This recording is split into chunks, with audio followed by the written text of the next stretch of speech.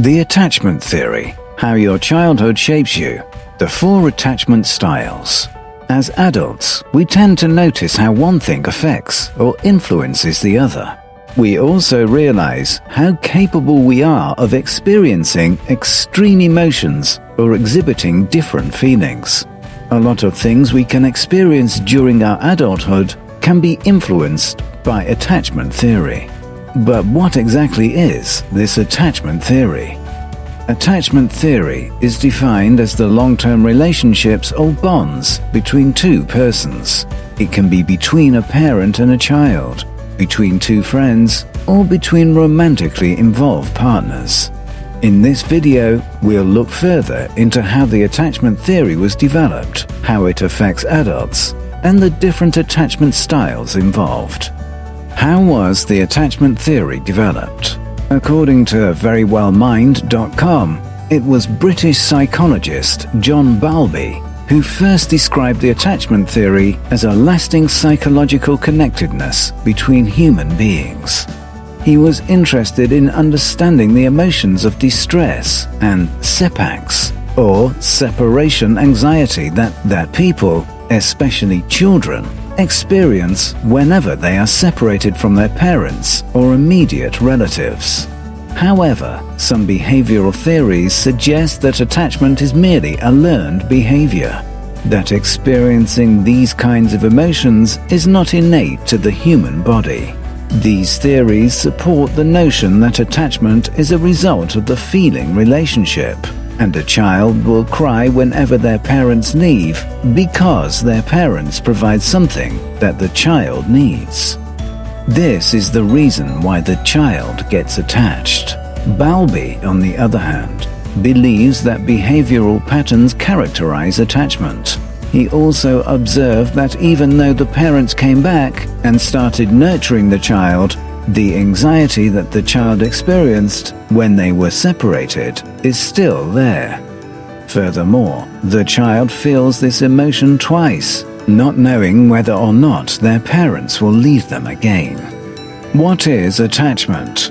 Attachment is defined as an emotional bond between 2 or more persons. John Bowlby believed that the bonds created by the child and their caregivers at an early age tend to impact their lives in the long run. He also noted that attachment is beneficial between the mother and an infant, since it induces proximity, which increases the infant's chance of survival. Bowlby did not support the notion that attachment is a learned process or emotion. Instead, he and others proposed that people, especially children, have an innate drive to form bonds with other people. As humans, we are not taught to feel this or that. Instead, we are biologically crafted to feel different emotions, even those we haven't discovered yet. But how do we call an attachment successful? Other behaviorists suggest that food impacts the attachment between a child and their primary caregiver. However, Bowlby and other behavioral theorists propose that the comfort and the nurture a primary caregiver gives to a child determines a successful attachment. Mary Ainsworth's Strange Situation study.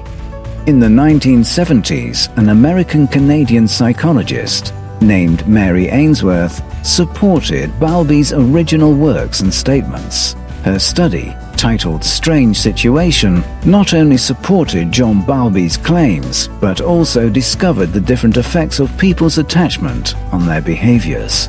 In her Strange Situation study, her team of researchers observed children between 12 to 18 months of age.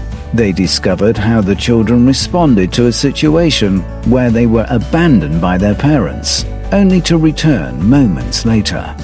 Based on how the children responded, researchers observed 3 attachment styles.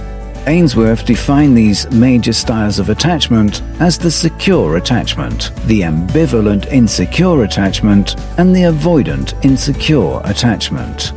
In 1986, researchers Mary Main and Judith Solomon added the last attachment style, which is called the disorganized insecure attachment, based on their research. Since then, many studies have expressed support for these attachment styles, which have also indicated these attachment styles greatly impact a person's behavior later in their life.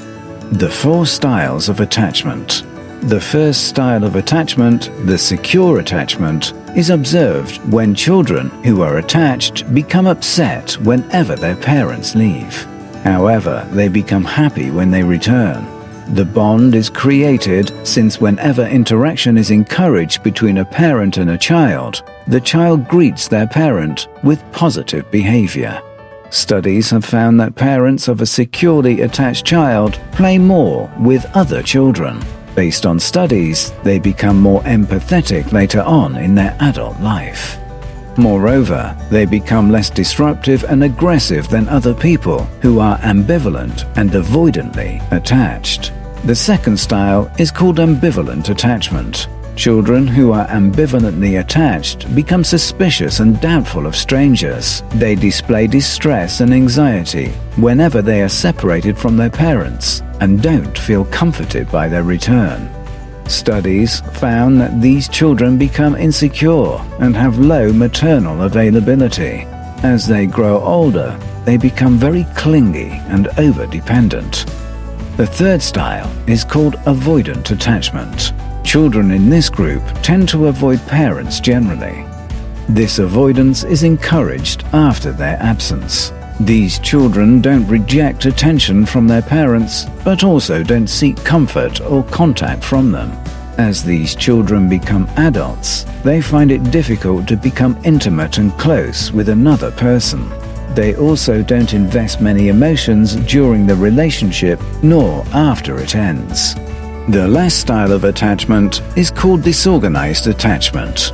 Children who have this have no clear attachment style. They also exhibit a mix of emotions whenever their parents leave them, including avoiding them or resisting. These children feel comforted and frightened by their parents' presence after their return. As adults, these children will avoid being emotionally available due to the fear of being rejected or hurt. How attachment theory affects adulthood. Understanding what influenced your attachment style helps build your own behavior. Moreover, once you as an adult understand how you're attached, you then become more aware. You tend to change how you act in relationships, including how you respond to different emotions and how to treat your partner. Even though their infanthood greatly influenced a person's attachment style, that does not mean they can't change and better themselves now. As adults, it's your responsibility to know more about who you are and why you became like that. This awareness will help influence more secure and long-term bonds with other people.